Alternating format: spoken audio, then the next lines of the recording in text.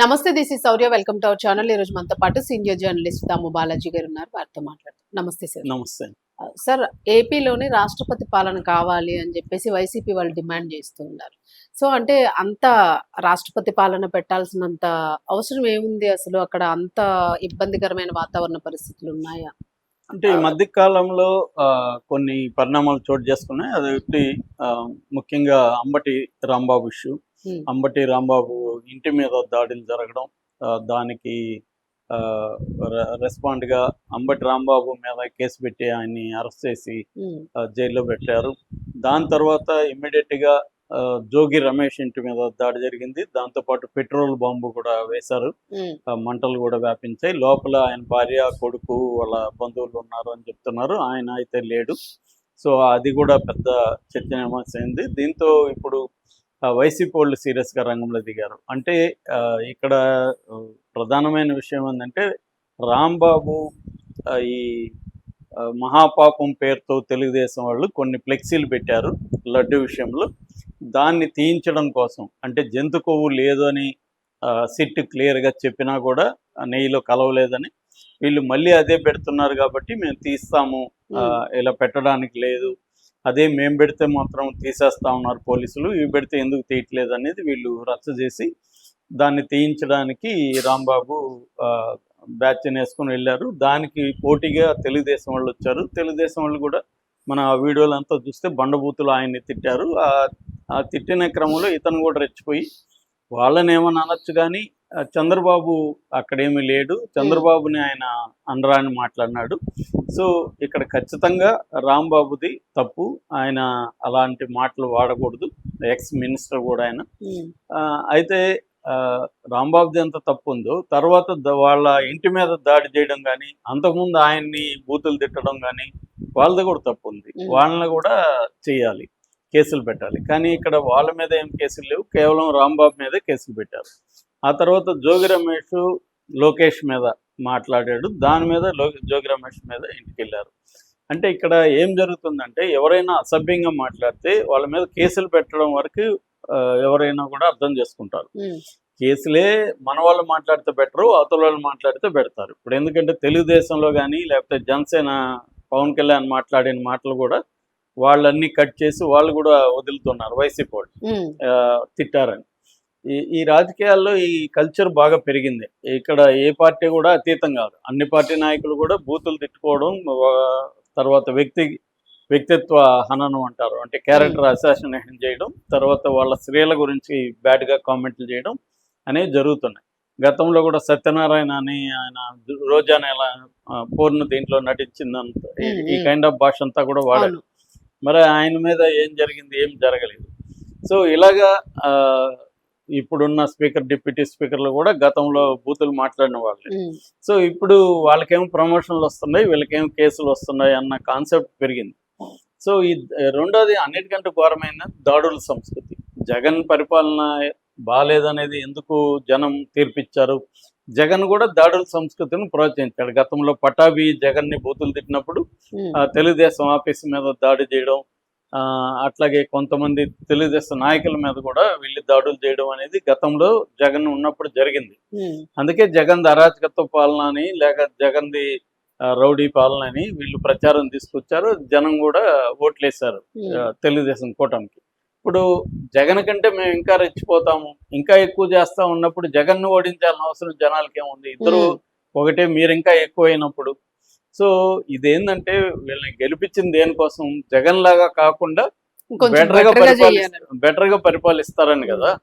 కానీ మేము కూడా ఇంకా వరస్ట్గా పరిపాలిస్తాం అనేసరికి ఇక్కడ ఏమైందంటే రెండు పార్టీలకి తేడా లేదు, ఎవరైనా ఇంతే అనేది ప్రూవ్ అయింది. సో ఈ గోళ నుంచి ఇప్పుడు అంటే ఇవన్నీ ఎందుకు జరుగుతుంది అసలు అంటే, ఇవాళ రాజకీయాల్లో మోడల్ ఏంటంటే అధికార పక్షము ప్రతిపక్షాలని బతికించి పోరాటం చేయాలనే కాన్సెప్ట్ పోయింది.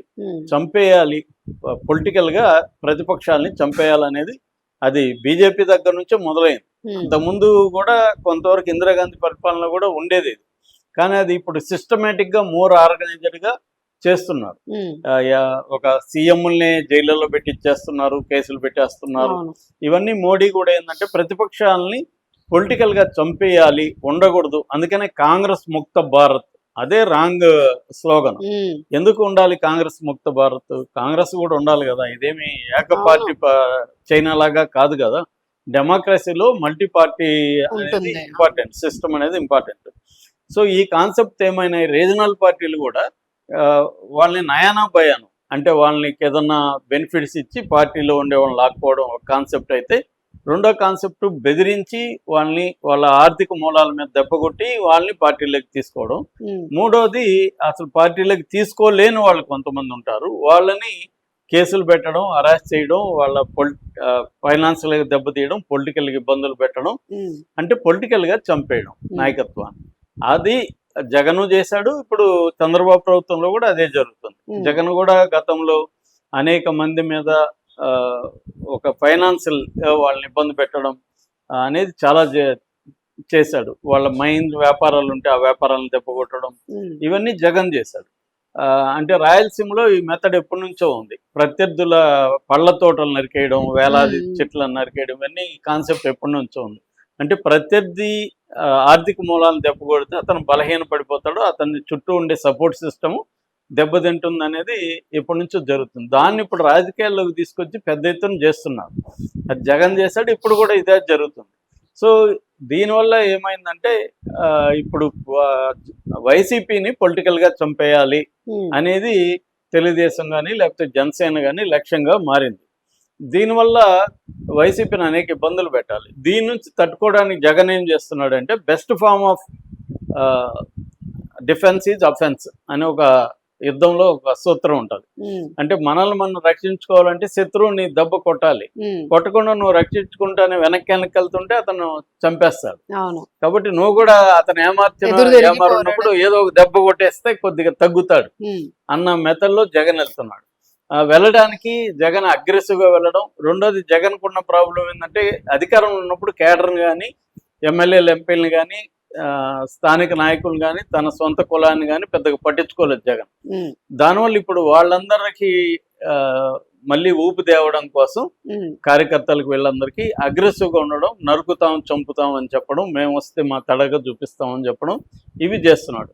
అంటే ఈ అధికార యంత్రాంగం తన మీద ర్యాష్గా అఫెన్సివ్ లేక రాకుండా జగన్ వాళ్ళని తీవ్రంగా హెచ్చరిస్తున్నాడు. అంటే మీరేదన్నా మమ్మల్ని ఇది చేస్తే మేము అధికారంలోకి వస్తే మీరు తాడు తీస్తాం, మీరు రిటైర్డ్ అయిన వదలం, విదేశాలకు వెళ్ళిన వదలం అని. అంటే అధికార యంత్రాంగాన్ని, తెలుగుదేశం నాయకుల్ని నిలవరించే దానికోసం జగన్ ఈ ఎత్తుగడల్ని చేస్తున్నారు. ఈ ఎత్తుగడల్లో భాగంగా వీళ్ళు అగ్రెసివ్గా ఉండడం మొదలైంది. ఈ అగ్రెసివ్నెస్ ని కేవలం కేసులతో సాల్వ్ చేయడం సాధ్యం కాదు. ఎప్పుడైనా యుద్ధంలో కానీ ఎక్కడైనా కూడా ఒకే టెక్నిక్ నువ్వు మళ్ళీ మళ్ళీ వాడుతుంటే అది పనిచేయదు. ఎందుకంటే ఆ టెక్నిక్ కి ఎలా చేయాలో తెలిసిపోతుంది. ఇప్పుడు మనం యాంటీబయాటిక్ ప్రతిదానికి వాడితే మన బాడీ యాంటీబయాటిక్ అలవాటు పనిచేయడం మానేస్తుంది.